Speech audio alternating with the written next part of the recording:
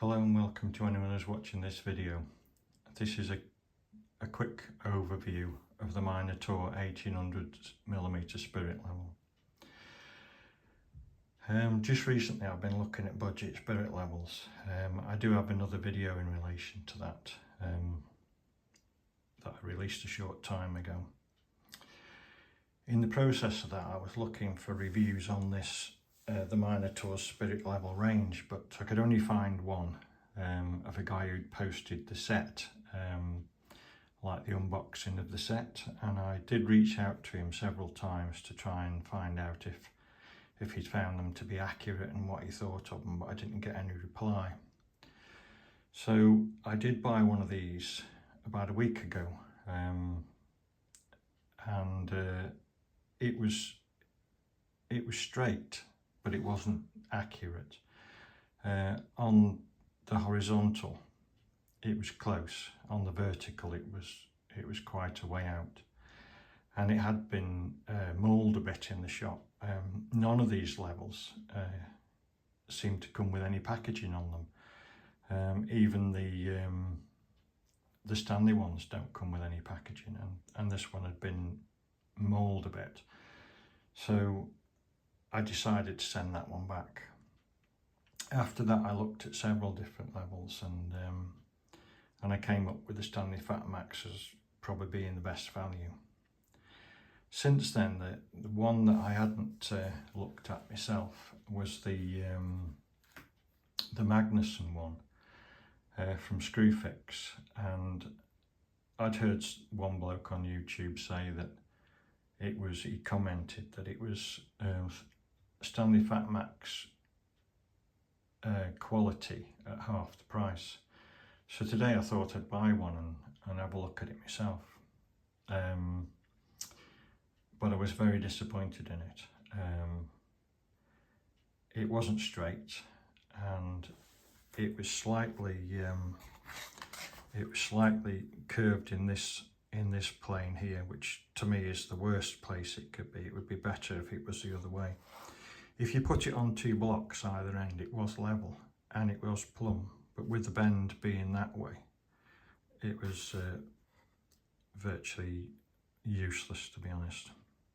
I didn't like the finish of it. I thought it felt horrible. It was surprisingly heavy, but the handles were sort of plasticky, and the bubble was too small in the between the lines.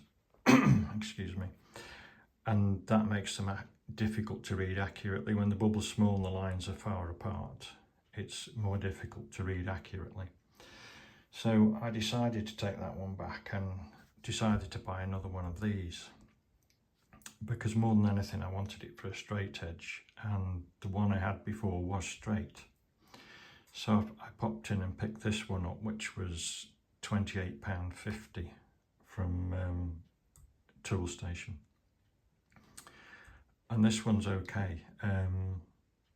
It's accurate, horizontal and vertical. It's level, and it's straight this way. It is dead straight, but there is a slight curve in it this way of about 1mm over the 1800 length, which isn't really a problem. So I'm sort of happy with that. It's nicely made, really. There's no sharp edges on it. It's got a nice machined edge. I like the paintwork on it. This surface is slightly curved, which helps give it strength, and it's very strong, and it has a nice weight to it. It's lighter than the Stanley Fat Max slightly, but not flimsy, and the bubbles are very clear. I do like the fact that there's an extra line on either side of the bubbles, because if you're laying paving and stuff like that, and you want to put a bit of a slope on a drive or flagstones to get the water to run off, those extra lines can be really useful. The handles are sort of rubberized. They're actually quite nice, and as in all cheap levels, you have one vertical, one horizontal, and then on the other end you have a 45. To my mind, those are a complete waste of time, and I have a theory that they only put you'll only find 45s on a cheap level, and I have a theory that it's more of an excuse not to make the level accurate by only putting one bubble in. I think it's just I've worked in the building trade for 47 years and general construction. I've also been in furniture making and fitting furniture. I've done a lot of different jobs within woodworking, and I've never found a use for a 45-degree bubble. I can make one up, I can imagine what I could use one for, but really I just see them as being an excuse not to put two in, and then because then you can compare one against the other. If it's not that accurate, it's going to be more noticeable, and I think putting a 45 in is just an excuse really. But besides that, it's not, at this price point, it's not a bad level. The first one I had issues, but this one is acceptable, and I do like it. I do like the feel of it, I like the look of it, and it handles really nicely.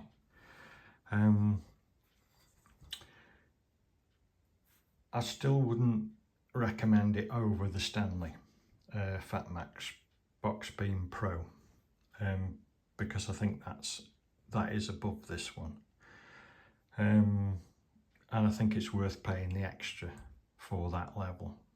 But if you're completely skint and you haven't got a lot of money and you need a level, it could be a lot worse. Some of the horrors I've had over the last week or week and a half, they've just been an absolute disgrace, and this is not a disgrace. This is a perfectly usable level. I can't comment on its durability, how it would stand a drop or anything like that, but if you buy one and if you're able to check whether it's level and straight, then I wouldn't buy a set. I'd never buy a set of levels, because if you buy 4 levels in a set, some of them are going to be out and you have to return the whole set. You can't return half a set. So I'd always buy my levels individually and check whether they're right. And then you can take that one back and try another one. But generally, for an absolute bottom budget level, you could do a lot worse. This end's rubberized, the handles are rubberized, and it just has a really nice feel and balance to it. And if that's your budget and that's all you've got to spend, then this is probably about as good as it gets. As I said, the first one I had wasn't very good. But this one is acceptable in my opinion. So, as I said, I won't recommend it over the Stanley Fatmax Box Beam Pro, because it's twice the money, and it's in a different league.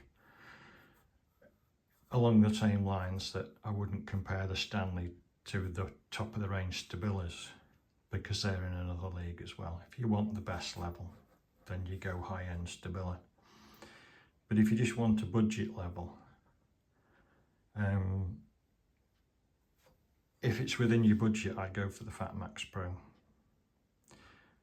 Make sure you get the box beam one and not the I-beam one. But if funds are tight and all you can afford is the cheapest ones, then I don't think this is a bad level. I think this is perfectly adequate for DIY. I wouldn't recommend it to a tradesman, but for jobs around the home and that, it's perfectly adequate. Just make sure when you get one that you can check it's level and it's straight. If you can't do that, then maybe you're better off spending a bit more money. But I think that about sums it up really. I hope that helps someone make a decision or a choice. And as I said, I don't know, there's just something about it that I just like about it. I don't know what it is. It just feels nice. And I think I'll wrap it up there, and thanks for watching and take care.